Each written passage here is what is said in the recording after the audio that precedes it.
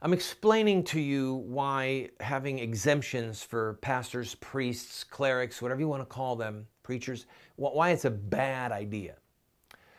And I want to go at it from a very different angle. And this is, in some ways, a little bit more sobering. I said it before the break. We have to remember that judgment begins with the house of God. That's what Peter wrote. And in the book of Ezekiel, during Ezekiel and Jeremiah's time, the angel came to Jerusalem and marked everyone on the head who sighed and who cried over the abominations that were being committed in Israel. And their lives were spared. But the avenging angel then began, at God's command, starting at Solomon's temple, to slay those people. And the Bible says he started with the elders. In other words, the priests, those who should have stopped the evils at hand, but did not. And by the way, one of the evils that was going on was that there were homosexual prostitution booths at Solomon's temple. And imagine the day when the negotiators who said to the temple priests, look, you've got a Baal idol in the temple already. You've got an Asherah pole in the temple already. Can't we just have this spiritual expression be present as well? Maybe they had to apply 3 times, 5 times, 10 times. But imagine the day when the high priest said, or through his representative said, yes, tell them they can build the booths. They would have gone home elated.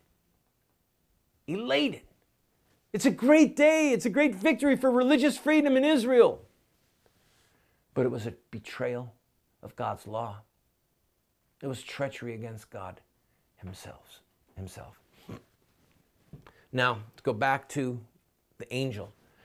God told him to mark everyone who sighs and cries.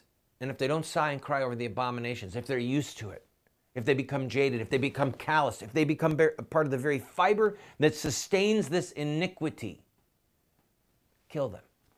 Slay old and young. Begin at the temple. Begin with the elders. So I'm going to say this. It's not going to make some of you happy, but it's the truth.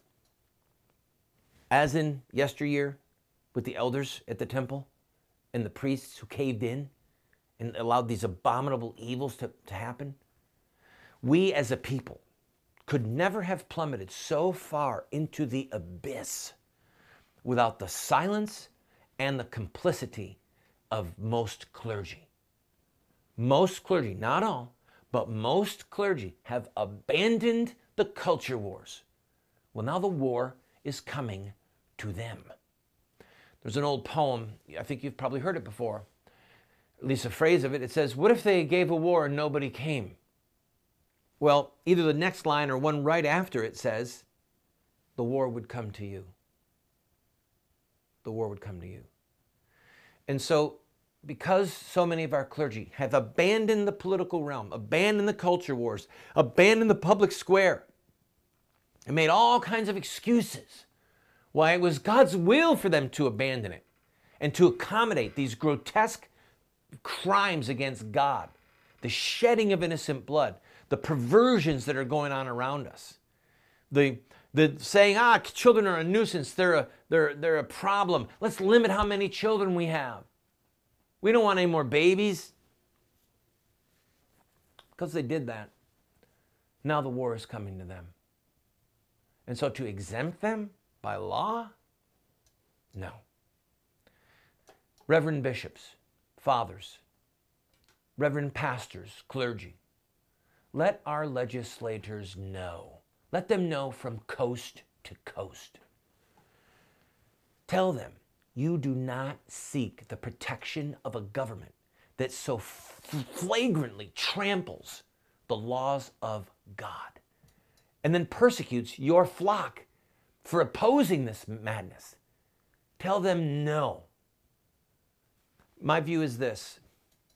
Brave shepherds would not seek an exemption, and cowardly hirings don't deserve one.